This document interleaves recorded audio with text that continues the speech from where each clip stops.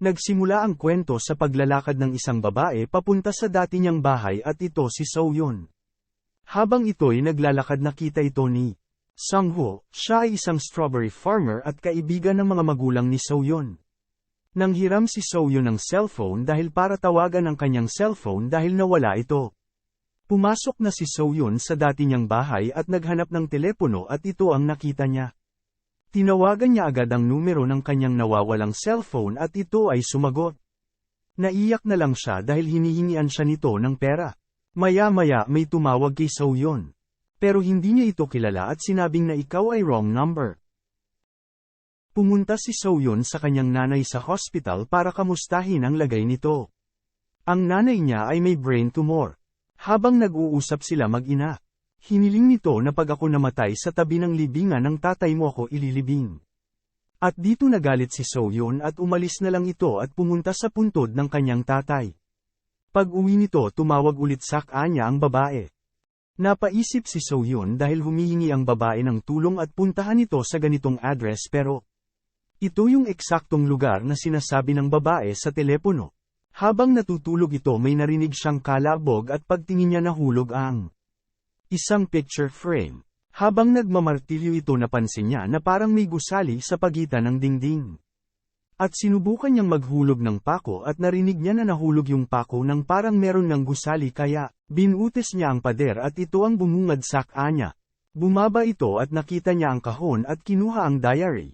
At ito ay nakapetsa ng August 27, 1999 at nakasulat dito ang mga mapait na karanasan ng babaeng nasa picture.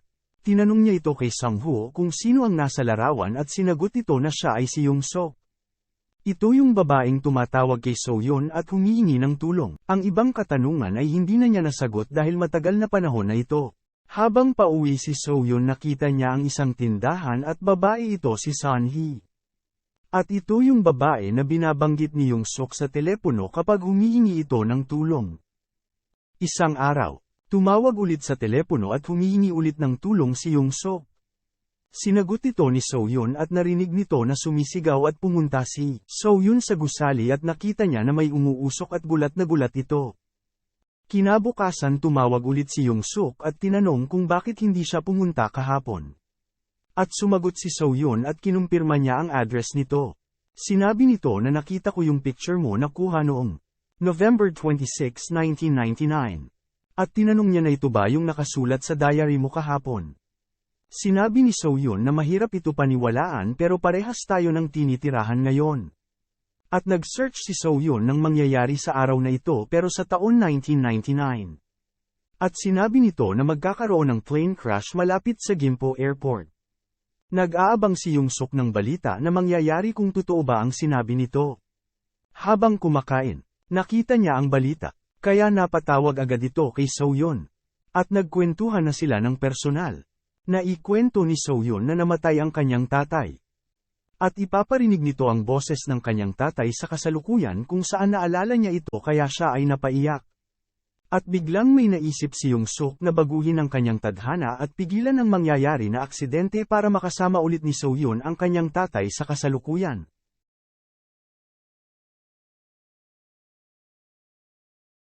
Sa araw na ito tumakas si Young-sok para pigilan ang mangyayaring trahedya sa bahay nila So-yun dahil sinabi nito na naiwanang nakabukas ng kanyang nanay ang niluluto at nasunog ito. Pag-alis ng nanay ni So-yun at siya naman ang dating ni Young-sok para patayin ang nakabukas na kalan. Nawala ang kanyang peklat sa binti at nabago nga ang kasalukuyan. Kaya hindi makapaniwala si So-yun na kaharap niya ang kanyang mga magulang. Araw-araw excited si Young-sok makausap si So-yun pero isang araw. Nainis na ito dahil hindi na sumasagot si So-yun sa mga tawag niya. Sa kadahilanan na si So-yun ay palaging nasa labas kasama ang kanyang mga magulang. At pag-uwi ni So-yun at nag-usap sila ni Young-sok pero inagaw ng nanay ni Young-sok ang telepono at binalaan si So-yun na huwag nang tatawag ulit kung ayaw nitong madamay. Ang stepmother ni Young-sok ay isang babaylan. At makikita nito sa hinaharap na maraming mamamatay ng dahil sa kanya. Kaya papatayin niya ito. Nang dahil sa pagbanta ng nanay ni Young-suk nag-search si So-yun at ito ang natuklasan niya at pinatay si Young-suk ng kanyang stepmother gamit ang kutsilyo. Kaya pagtawag ni Young-suk ay agad niya itong binalita na papatayin ka ngayon gabi ng iyong stepmother.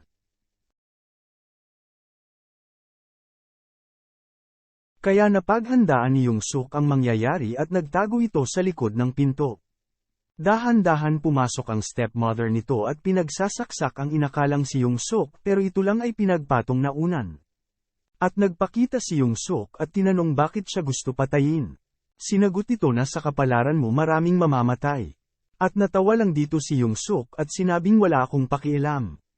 Kaya ang ginawa ni Young-suk ay pinatay na lang niya ito. At sobrang nag-aalala si So-yun pero hindi niya alam ang pwedeng mangyari sa hinaharap.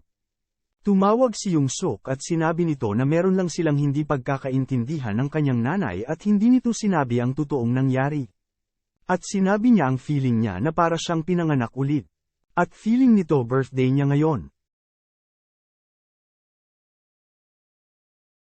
Isang araw nag-deliver ang batang Sang-ho ng strawberry sa bahay ni Young-suk at tinanong ni Young-suk kung maganda ba ang suot niya. Hindi sumagot ang batang Sang-ho at hinabulot ito papasok ng bahay para lang papiliin kung anong magandang damit. Binuksan ni Sang-ho ang ref at tinanggal niya supot na nakalagay dito. At nagulat siya sa natuklasan niya na parte ng katawan ang laman ng plastic at gulat na gulat ito. Nainis si Young-suk dahil nakita ito ni Sang-ho kaya mapipilitan niya itong patayin. Nakita ni Sang-ho ang telepono at tumawag ito para humingi ng tulong. Sa kabilang banda, umakyat si So-yun para sagutin ang nagri-ring na telepono pero wala naman nagsalita. Dito na nagtaka si So-yun bakit nawala si Sang-ho kasi katabi lang niya ito bago siya umakyat. Tinanong niya ito sa kanyang mga magulang pero ang sagot ay hindi nila ito kilala.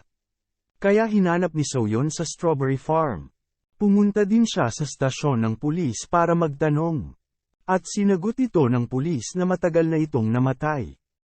Pinakita ng pulis ang record at napag-alaman nito na pinatay ito ni Young-suk.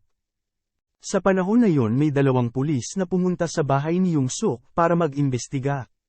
At tinanong ito ng mga pulis kung kilala mo ba si Sang-ho na isang strawberry farmer.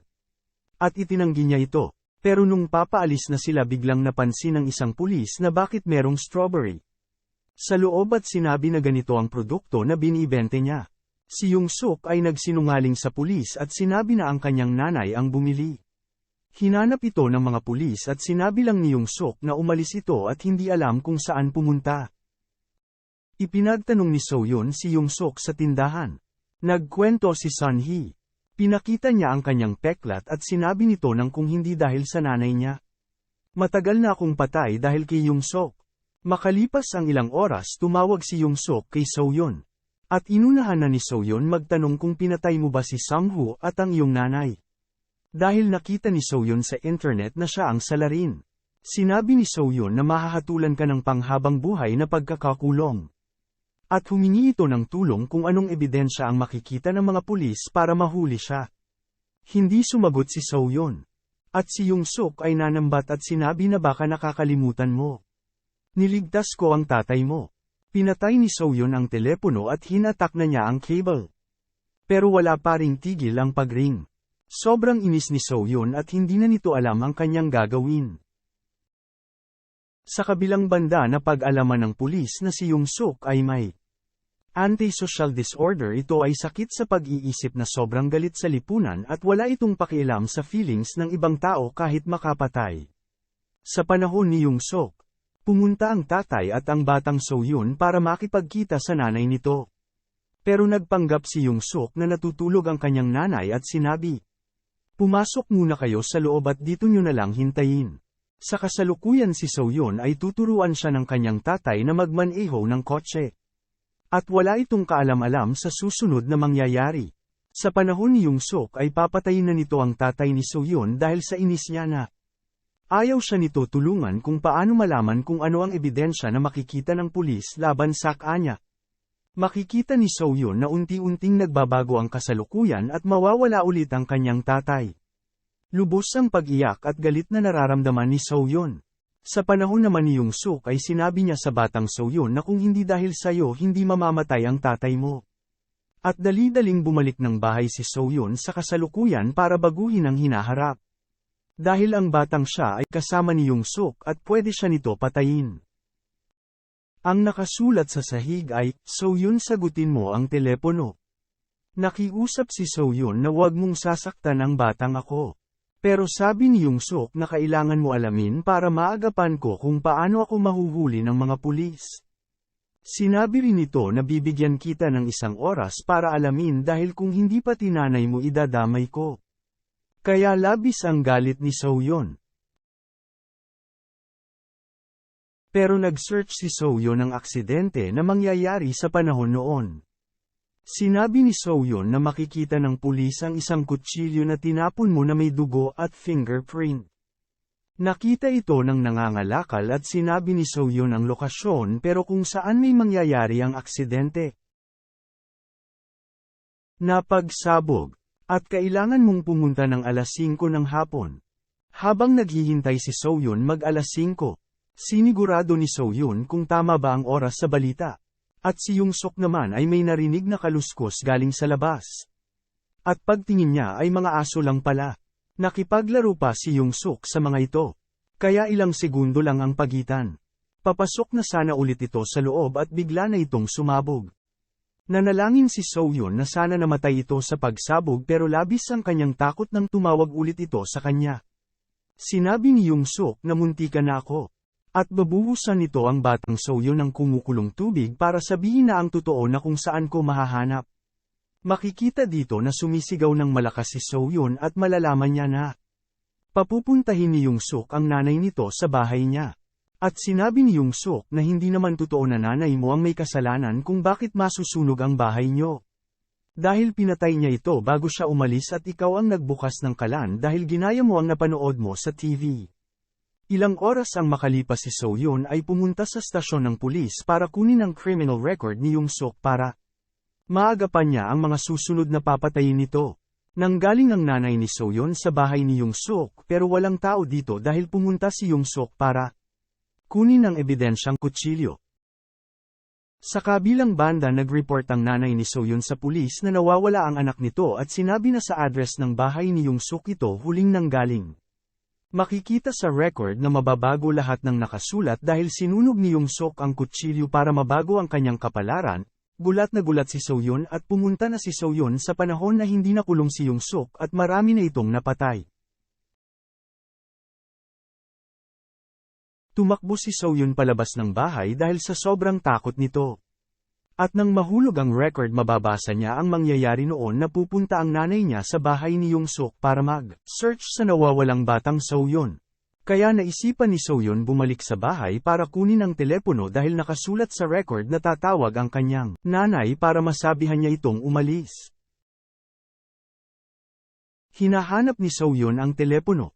At nang mahanap niya ito hinintay niya ang pagtawag ng kanyang nanay. Malalaman ni Young-suk na nakausap ni Soyun ang kanyang nanay. At sinabi daw nito na umalis ka dyan sa bahay na yan. Dito tinaga ni Young-suk ang pulis sa leeg. At parehas silang mag-ina na hinahabol ni Young-suk. Takot at umiiyak na sinabi ni Soyun na kailangan mong lumaban kung hindi tayo ay mamamatay. Pero sa panahon ni Young-suk ay nilabas nito ang batang Soyun para lumabas ito ng kwarto. At nang mahawakan niya ang kanyang anak. Matapang itong nakipagbuno kay Young-suk at parehas silang nahulog mula sa ikalawang palapag. Pero, hindi pa natatapos dito ang lahat dahil buhay din si Young-suk nung sila ay nahulog sa ikalawang palapag. Makikita rin dito na mawawala ang nanay ni Soyun habang sila ay naglalakad. At sa huli makikita si Soyun na sumisigaw. Sa pelikulang ito, ang aral ay maaaring tungkol sa konsepto ng pagbabalik at pag-ahon mula sa mga trauma ng nakaraan. At kung paano ang mga kilos ng isang tao ay maaaring magkaroon ng mga desisyon sa buhay ng malalim na epekto sa kanilang kinabukasan.